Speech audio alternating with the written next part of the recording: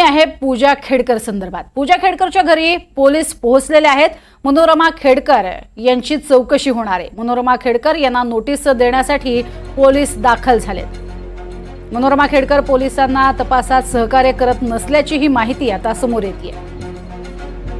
एकीकडे ही नोटीस त्यांच्या घराबाहेर लावण्यात आलेली आहे, तेव्हाची ही दृश्य आपण पाहतोय।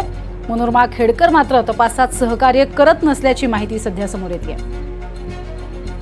सर एक बार बता दीजिए कि उन्होंने आपने नोटिस जारी की है, मनोरमा खेडकर क्या कोऑपरेट नहीं कर रही है? नोटिस दिलेली है। क्या मनोरमा खेडकर कोऑपरेट नहीं कर रही है? क्या है उतना बता दीजिए। नोटिस उसमें लिखा हुआ है सर, लिखा हुआ है ना। नहीं चिपका हुआ है, पर क्या नोटिस?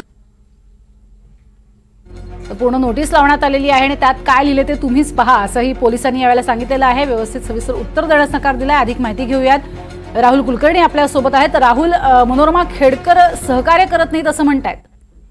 गुन्हा दाखल झालेला आहे। मनोरमा खेडकर, त्यांचे पती आणि इतर 7 जणांवरती गुन्हा दाखल झालेला आहे। तो गुन्हा मुख्यत्वे त्यांनी शस्त्र परवाना धारक शस्त्र हे शेतकऱ्यांना दाखवलं आणि आपण बघितलं असेल तर 3 दिवसापूर्वी सुद्धा ज्या वेळेला ऑडी गाडीवरती कारवाई करण्यासाठी पोलीस गेलेले होते त्यावेळेला त्यांनी गेट उघडलं नाही आणि म्हणून पोलिसांनी एक नोटीस दिलेली आहे। आता त्या नोटीसचे 3 भाग असू शकतात। एक, त्यांच्यावरती जो गुन्हा दाखल झालेला आहे त्या गुन्ह्याच्या संदर्भात पोलिसांना तपास करायचा आहे।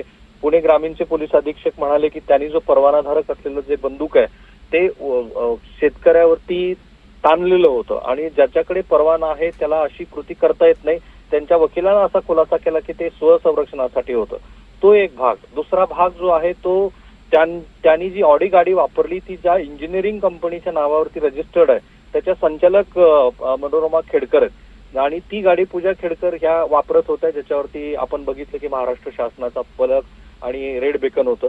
तर या सगळ्या संदर्भामध्ये त्यांची चौकशी करायची आहे।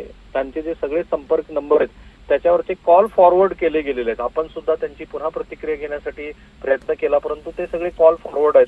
त्यामुळं काल जशी शासकीय प्रक्रिया केली पोलिसांनी की त्यांनी एक नोटीस बजावलेली होती, त्या नोटिसीप्रमाणेच आज ती गाडी स्वतः खेडकर कुटुंबानं पोलिसात आणून जमा केली। तशीच पुढची कायदेशीर प्रक्रिया म्हणून एक नोटीस पोलिसांनी त्यांच्या बानेर इथल्या बंगल्याच्या बाहेर डकवलेली आहे आणि त्या नोटीसमध्ये बहुधा असं म्हटलेलं आहे की तुम्ही स्वतःहून चौकशीला हजर व्हा।